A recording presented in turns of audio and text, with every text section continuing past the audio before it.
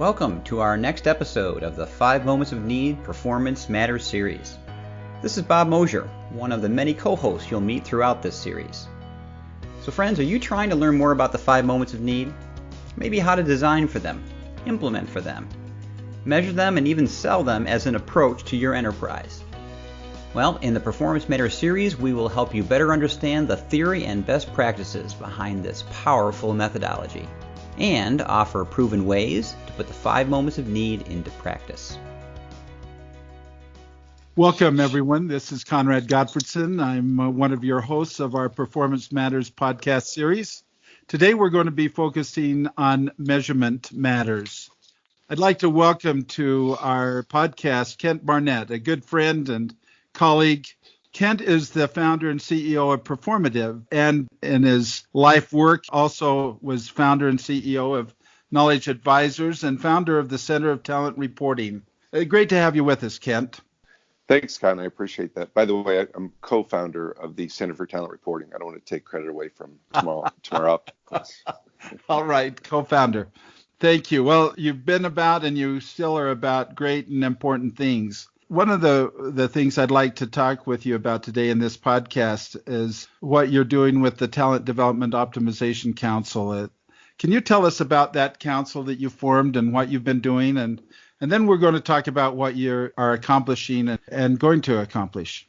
Sure. That's my pleasure. So when I started up Performitiv again about 2 years ago and was out talking to clients and prospective clients in the learning and talent space, it became obvious that as an industry, we really struggle with what to do with the data. How do we link what we do to business results? How do we address the issue of value and impact? And the reality is, other industries have done this really well. Manufacturing has come up with Six Sigma and Lean as ways to measure and continually improve. Net Promoter System is a great solution set for the customer experience world, widely adopted by the vast majority of the Global 2000. And yet our space, talent development, arguably is even more important, more valuable, and we don't have a good way of measuring and improving it. So I reached out to a number of thought leaders and top organizations. So we've got 3 of the big 4 accounting firms participating in this. We've got DAU, we've got big insurance companies, we've got experts like Con and Bob, Patty Phillips, Kevin Oakes, and we've been meeting once a month virtually to work through this model and try to address all of these issues. So we're making great progress. Expect to be able to document and launch this in March. That is our goal. And so what are the fundamental objectives of that council then? There are 2 primary goals and several sub-goals. One primary goal is how do we link learning's value to the business? And a second goal is how do we optimize learning's impact? How do we get the most out of our investments?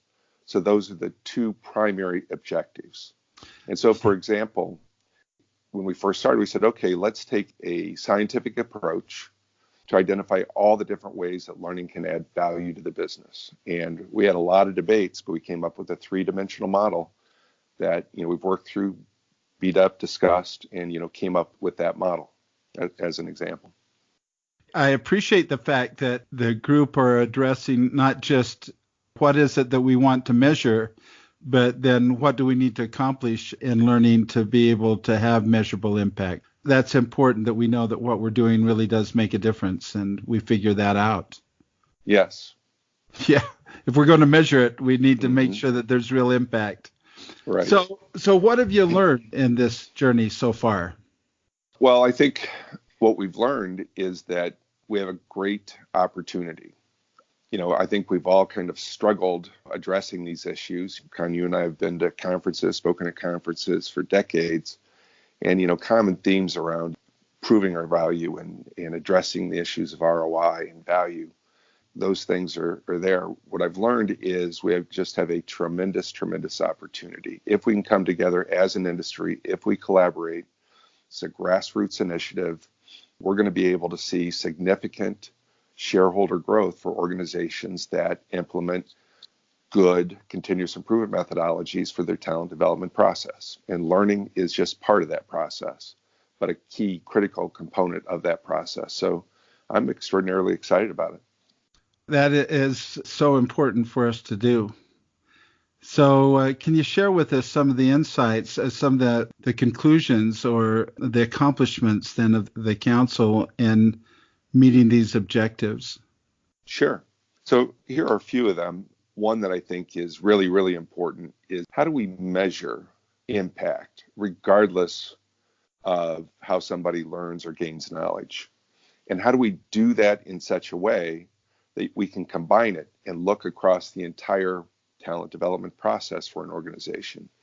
So one of the things we tackled was, is there a way to keep a common score? So whether it's learning at the moment of need, whether it's a formal program, is there a way for us to keep a common score? That's what other continuous improvement methodologies do. Six Sigma is a way to keep a common score.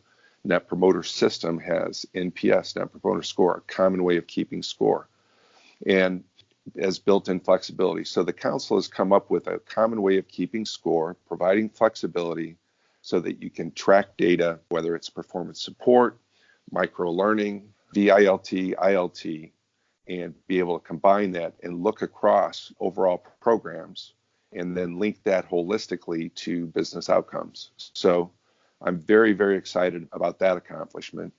Another that I'm very excited about is we went through and we identified all the different ways that learning can optimize outcomes. What are all the levers or measures that learning either controls or influences that can really make sure that organizations are getting the most out of their investments? And we identified 19 measures or levers that we can manage and try to improve for optimization purposes. So those are just two examples of many other outcomes we've come up with so far. You know, you and I were just talking prior to recording this podcast about just 5 primary ways learning can add value to the business. I thought those were really helpful. Would it be okay to share that with folks here? Sure. Would you take those on? Yeah. So first off, what we came up with was a 3-dimensional model on how to link learning's value to the business. One dimension is organizational objectives. That's critical, right? We all talk about it being aligned to the business, but it is vital. A second is workforce requirements. We need to make sure that we're filling the right jobs when they're needed. We're building leaders for the future, all the requirement aspects. Then we took a MECE approach, a mutually exclusive, collectively exhaustive approach on what are all the different ways that learning can add value. And one of them surprised me, and I think surprised most people, counsel. So one of the big accounting firms is rolling out a new learning center, and it's a huge, huge, huge investment. And the number one reason they're doing that is to improve their quality of hire, to put them in a better position to get better talent. And, you know, in the learning world, we don't think of that often. Intuitively, it makes sense, right? You want to go somewhere where they're going to invest in you. So, you know, we talk about learning's value. If you have a good program, a highly respected program, and you're developing people, you're more likely to get more talented people. So that was an interesting find. So that's one of the 5. The second primary impact measure is knowledge and skills. Learning can help build the knowledge and skills required to perform on the job, to perform appropriately on the job. A third is leadership. Obviously, building leadership capabilities is a must. It's arguably the most important thing learning can do is help build leaders so that they can drive all aspects and help develop other people. A fourth area is culture and engagement. And I think we've focused on engagement for many, many years, and it's critical because it can help improve employee retention and help motivate for higher performance. But also culture is really, really critical. And being able to help measure and improve culture across an enterprise is arguably the number one reason many CEOs want to invest, so they can build that culture.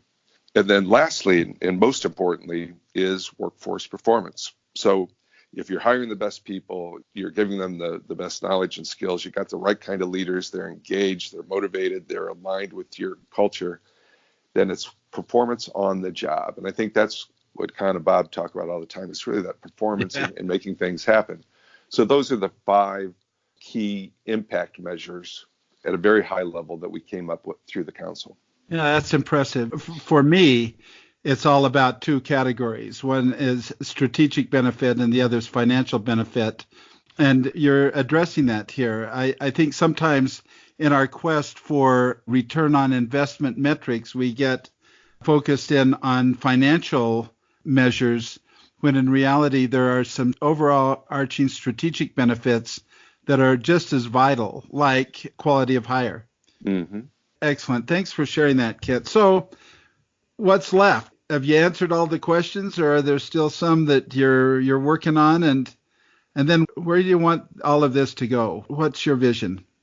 So we have three primary things left prior to our meeting in March.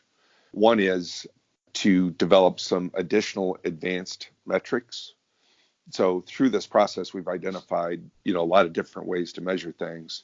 And we're taking a page from arguably the most sophisticated talent development industry segment, professional sports. If you look at all the stats they have over there to develop their people, we can learn from that. So we're going to expand kind of the advanced metrics and analytics available and start growing that. Second thing is we do want to have a financial model that is comparable to a financial model you'd find for Six Sigma or a financial model you'd find in any other line of business. It is built off of Dr. Becker's Nobel Prize winning work on how to optimize training and development. It's a multi-year analysis because most learning programs, have an impact over time. It embeds risk. It embeds the cost of capital for organizations. And we don't expect learning professionals to understand how to do this. We want to make it available for the financial counterparts who we can work with, to have a stronger kind of financial foundation for our work that's comparable to other lines of business. And then lastly, we need to figure out how to operationalize it. So that's what we have left. And then that's just our first year of work. And what I hope happens, much like the work that we did for the Center of Talent Reporting and the Talent Development Reporting Principles, we get a grassroots movement, we evolve this. And there are a number of research firms and others that have participated. So I think it will grow naturally. And I'd love to see us have a solution comparable to Six Sigma or NPS, but specifically for talent development. That's wonderful. Your ultimate vision is that? Yes, I think that's it. I think that getting our industry to a point of maturity where we can speak very effectively around how we add value, where do we make an impact, how are we aligned to business needs, and really address those things that have historically been kind of thorns on our sides. Oh, very good, Kent. I don't think that there's a more important work in our profession of learning than figuring out how to measure the impact of what we do, because that's the only way that we're going to be able to know that we're doing the right things. And secondly, for the organization to know that what we are doing brings value. Two very important purposes for measurement. Anything else you want to say before we end this podcast? I think I speak on behalf of everybody who's listening to this podcast. I want to say thank you to you and Bob and the work that you guys are doing in such a critical area. You do it very selflessly, and we appreciate it. We really do. Thank you. And thank you, everyone, for listening. Again, Kent Barnett, founder and CEO of Performitiv, and just reporting on what he's doing with the Talent Development Optimization Council. Thank you for listening, and stay tuned. Well, that's it for this episode of the 5 Moments of Need Performance Matters series. We look forward to future conversations around how to best put the 5 Moments of Need into practice. We welcome your feedback and can be reached on Twitter using my Twitter handle at BMOSH, as well as our 5 Moments of Need website, which is www.5momentsofneed.com. We hope you're finding these helpful and will subscribe to future episodes. Have a great day, friends.